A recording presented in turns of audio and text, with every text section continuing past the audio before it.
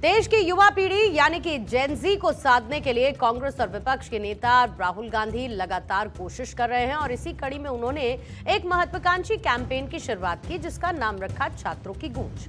मकसद साफ था कि कई मुद्दों को छात्रों से जोड़कर इन युवाओं को कांग्रेस के पाले में लाना।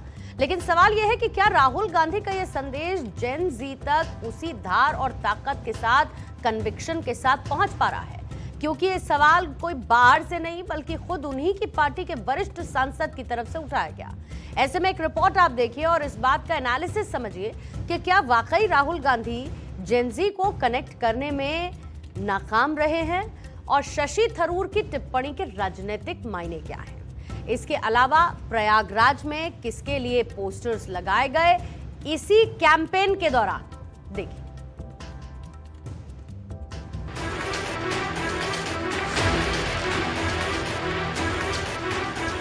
इन दिनों देश की सियासत जेन जी के इर्द गिर्द घूम रही है। सभी सियासी दल जेन जी को ही जहन में रखकर अपनी रणनीति तय कर रहे हैं। हालांकि इसकी शुरुआत पीएम मोदी के वीडियो संदेश से हुई जो उन्होंने जेन जी के लिए इंस्टाग्राम पर पोस्ट किया था। इसके बाद जेन जी से उन्होंने और देश के जेन जी ने अपने देश के प्रधानमंत्री से कनेक्शन महसूस किया, जिसका असर अब उनकी बातों में भी नजर आने लगा। हालांकि दिल्ली में प्रदर्शन के दौरान जो कुछ हुआ वो सिवाय एक बुरे सपने के कुछ और नहीं कहा जा सकता। लेकिन पीएम मोदी के सकारात्मक रुख का ये असर हुआ कि अब विपक्ष उन्हीं के रास्ते पर चलने की कोशिश में जुट गया। राहुल गांधी लगातार इस कोशिश में जुटे हैं कि जेन जी कांग्रेस के और करीब आए और इसी कड़ी में राहुल गांधी ने एक कैंपेन की शुरुआत की जिसका नाम है छात्रों की गूंज। लेकिन अब राहुल गांधी के इसी कैंपेन पर उन्हीं की पार्टी के सांसद ने सवाल खड़े कर दिए। कांग्रेस सांसद शशि थरूर ने अपनी ही पार्टी के कैंपेन को लेकर ऐसी टिप्पणी की जिसने जेन जी को लेकर कांग्रेस की रणनीति पर नई बहस छेड़ दी। उन्होंने कहा कि जंतर मंतर पर सीजेपी का प्रदर्शन ज्यादा प्रभावी रहा। ये पूछने की जरूरत है कि हम क्या करने में विफल रहे, हम जेन जी की नब्ज पहचानने में नाकाम रहे। दरअसल राहुल गांधी की कोशिश है कि वो कई ऐसे मुद्दों को उठाएं जो युवाओं से जुड़े हों। लेकिन सवाल ये कि क्या राहुल गांधी का ये संदेश जेन जी तक उसी धार और ताकत के साथ पहुंच रहा है जिसकी वो लगातार कोशिश कर रहे हैं। क्योंकि हाल ही में एक इंटरव्यू के दौरान जब शशि थरूर से छात्रों की गूंज कैंपेन के कमजोर रिस्पांस को लेकर सवाल पूछा गया तो उन्होंने माना कि पार्टी को इस पर विचार करना होगा कि युवाओं और छात्रों की भावनाओं को समझने में कहाँ चूक हो रही है।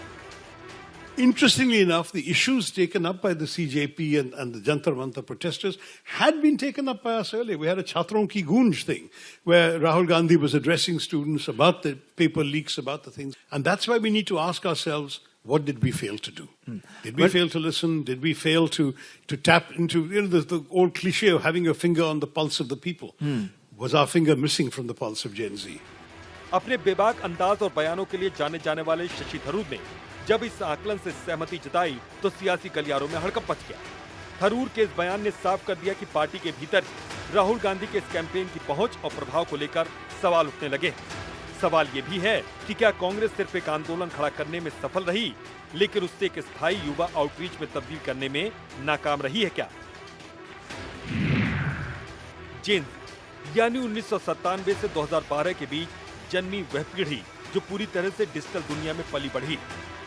इस पीढ़ी की सोच और राजनीतिक अपेक्षाएं पारंपरिक वोट बैंक से बिल्कुल अलग है।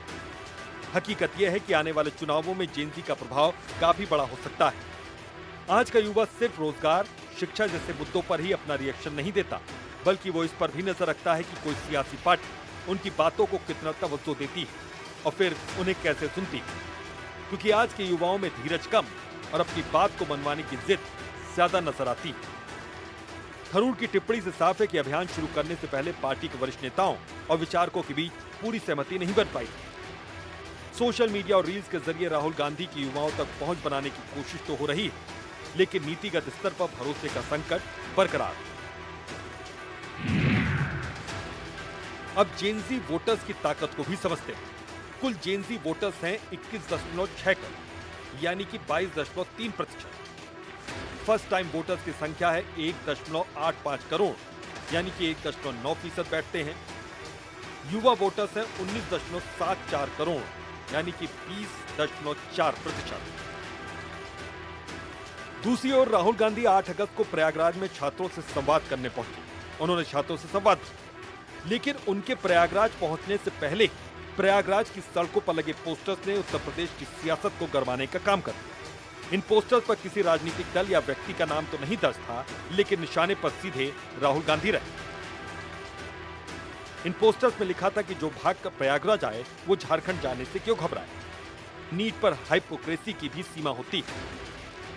प्रयागराज में शोर मचाए झारखंड पर बोलने से घबराए। ये सारी बातें इन पोस्टर्स में नजर आई। बहरहाल ये तो हकीकत है कि जेएनजी के बहाने इस वक्त सभी सियासी दल खुद को छात्रों का ज्यादा नजदीकी और करीबी बताने और जताने में जुटे हुए हैं कि छात्रों के असल हिमायती वही।